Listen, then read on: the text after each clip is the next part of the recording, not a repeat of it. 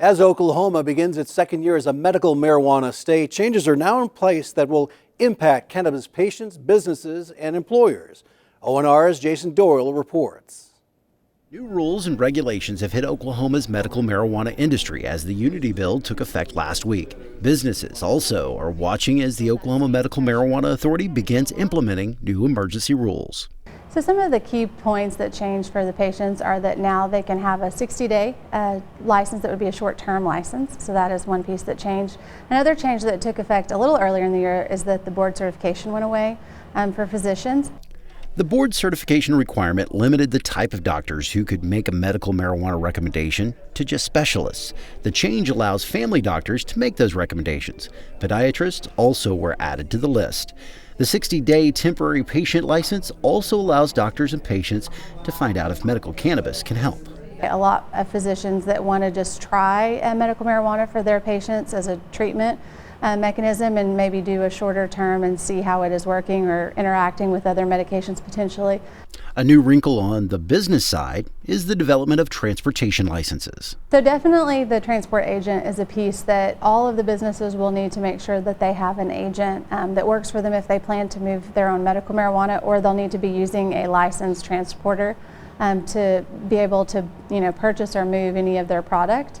Transporters will be required to carry their license on the job. It's hoped that the new licenses will clear up issues when cannabis workers encounter law enforcement.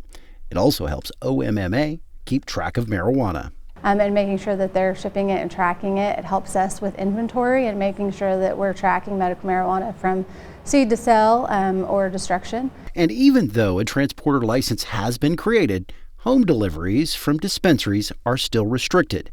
Dispensaries are making the necessary changes to be compliant. The largest changes come from packaging changes, making sure that everything is opaque, child resistant, leaving in exit bags if necessary.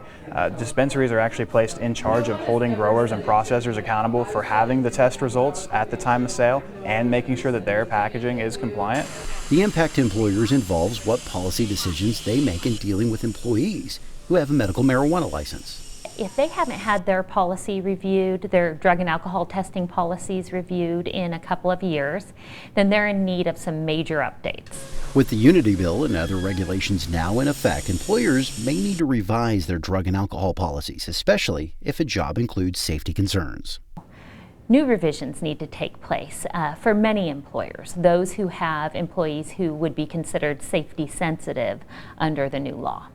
There are requirements for a job to be declared safety sensitive, and if it is, a medical marijuana patient cannot hold that job. So there is a long list, and employers are advised to consult the actual text of the Unity Bill to make sure they are aware of the whole, all of the types of categories that could be considered safety sensitive. If the job is not safety sensitive, there are employment protections for medical marijuana patients, though employers do have the final say. Employers do not have to allow employees to have medical marijuana on their person on their premises. So employers can still prohibit the use during work hours, regardless of whether a position is safety sensitive or not. The law regulating safety sensitive jobs has gone into effect, but Snyder suggests lawsuits could change the dynamic. And so in the years to come, the definition of safety sensitive is likely to be expanded upon by court rulings.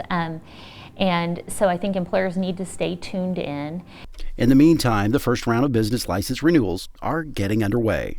We are starting to see the renewals come in, and we made the application for the renewal available on the 30th. Our new set of emergency rules goes into effect on the 14th, so we expect to be really busy processing in the next few months.